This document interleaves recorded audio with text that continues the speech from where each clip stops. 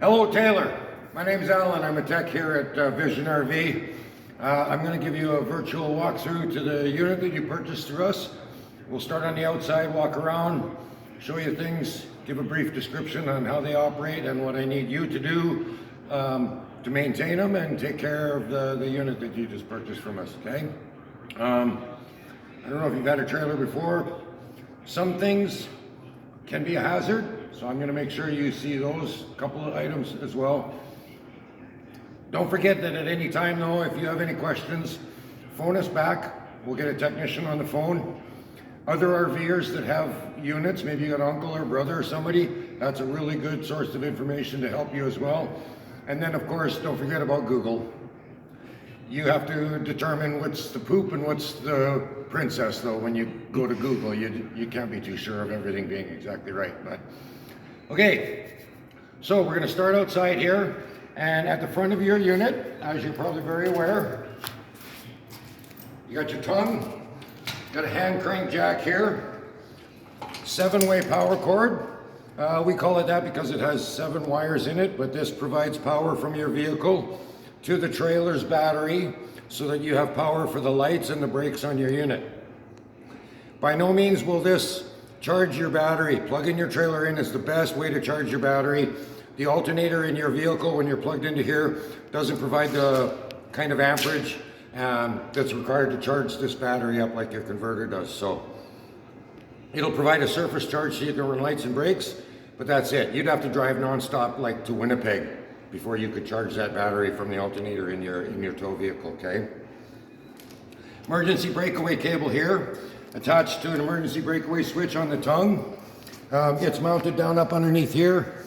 This cable needs to be attached to your vehicle so that if any part of your hitch towing system was to become detached from your vehicle, this cable will pull the plunger out of the emergency brake and automatically apply the brakes to the trailer to keep it from careening down the highway. We put 2 full bottles on your unit to make sure that you've got propane, and also so that we can test your unit. And get this there we go. There we go. And your propane regulator tucked away right here. The position of the valve, I'm sure you're probably aware of this, but position of this valve will tell you which tank you're drawing off of. Right now you're drawing off of this tank. When it goes empty, shut it off, turn this one on, turn the handle over that way, and now you're drawing off of this tank, okay? Your battery's tucked away back here. Right now it is disconnected. We do that with the batteries that we store to make sure that we're not killing the battery when it's sitting out in the lot. There are a couple things in your unit that draw power all the time. The carbon monoxide and liquid propane detector draws power off this battery 24/7, 365, as well as perhaps the memory in your stereo system for radio channels and clock and stuff like that. That's why we disconnect the lead, because those things will draw power and kill a battery over the course of the winter when you're storing your unit. Okay, a little bit of a light out here so you can see what you're doing in the darkness. Coming around this side, I'm going to close this door just for a moment because I want to show you that you have an identification tag down here that has some information about your unit. The date it was manufactured, but most importantly, your tire size and the inflation rate that you need to keep the tire pressure at in your tires. If you ever have to replace the rubber on your unit, replace it with exactly what's on this sticker, because it has to be that way for the load and the towing capacity of your unit. Okay? Inside this door, and access to the bunk room for extra storage and stuff like that. I'm going to turn this light off so we don't leave it on. Yeah, I don't know. You'll find some use for that, I'm sure. Until then, keep it closed.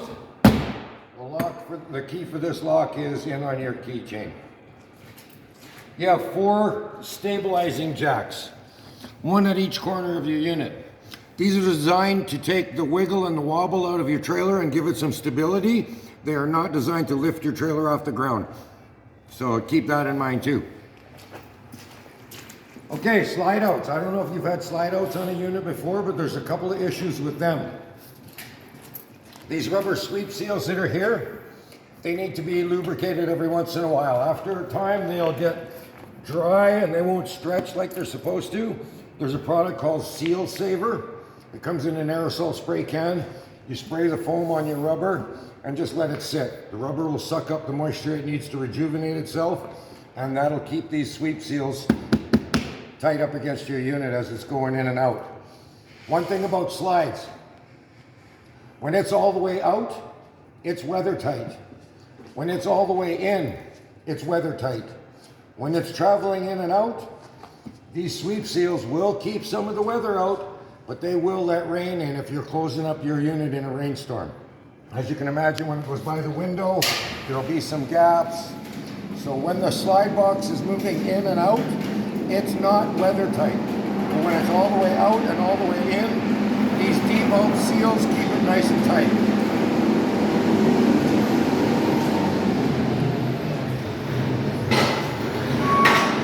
don't know if you want to pause it, but I can't yell.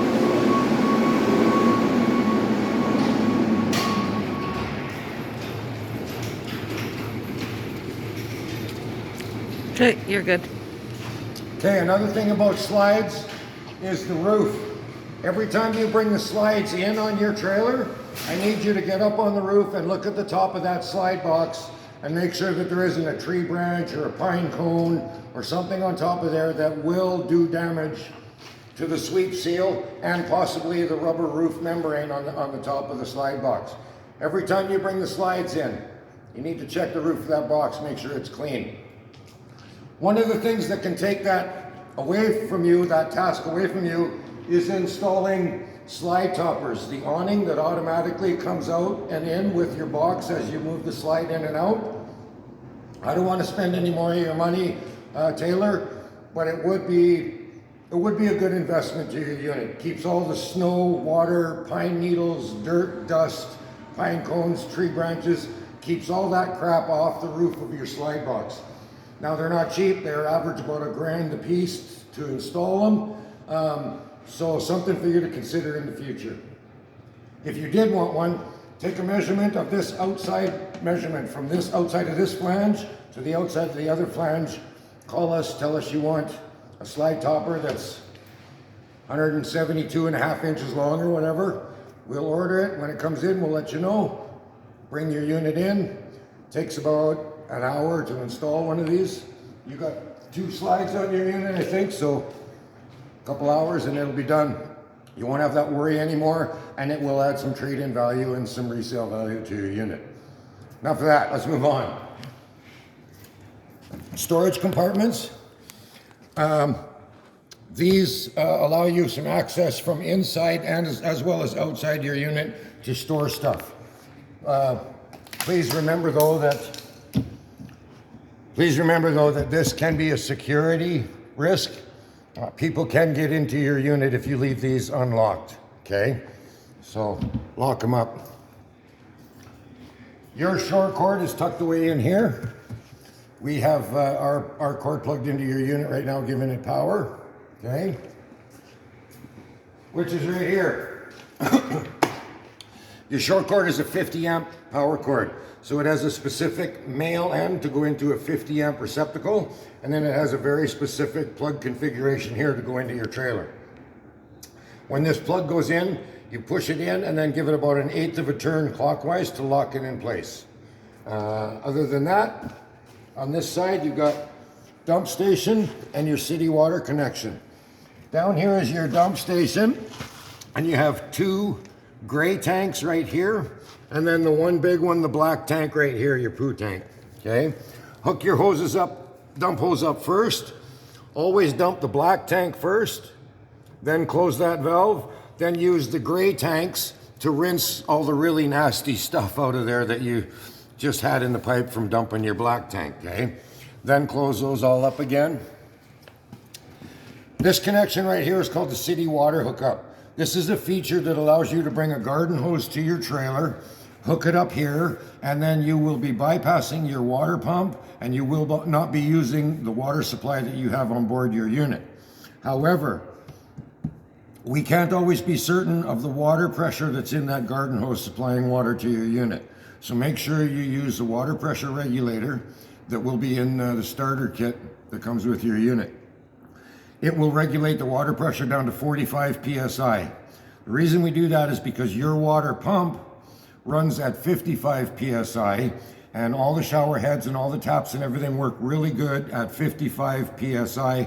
We don't want to put any more pressure than that into the system because it will cause shower heads and taps to fail. So the water pressure regulator regulates the water pressure on this garden hose to 45 psi. All your taps, all your shower heads, everything will work great at that pressure, but we're not going to cause any damage by having too much pressure in your unit, okay? Don't forget about this guy if you're doing the winterization on your unit. Don't forget to come here and push that little check valve and get antifreeze coming back out this way, okay? When you're winterizing your unit, remember this guy. That can cause big problems if you forget him. Okay, another storage box underneath the bed that's in the back of your unit. Again, I want to remind you, somebody could get into your unit under the bed, boom, and they're inside your trailer. So keep these locked when you're not in and around your trailer, just to keep the ne'er-do-wells out. Ladder on the back of your unit. These ladders are rated for 300 pounds. I'm 200, I go up these without any concern whatsoever. But I do not bounce on them because it is possible to cause some damage. It's 4 screws and some adhesive going into the back of your unit here. So they're rated for 300 pounds. If you're a bigger man like that, then go up carefully and slowly. You need to go up there a couple times a year to check the roof and make sure you haven't developed any cracks in any of the sealant around all the penetrations in your roof. Plus you need to go up there and look at the top of these slide boxes before you retract them and bring them in to make sure there's nothing on there, okay? Satellite hookup and cable.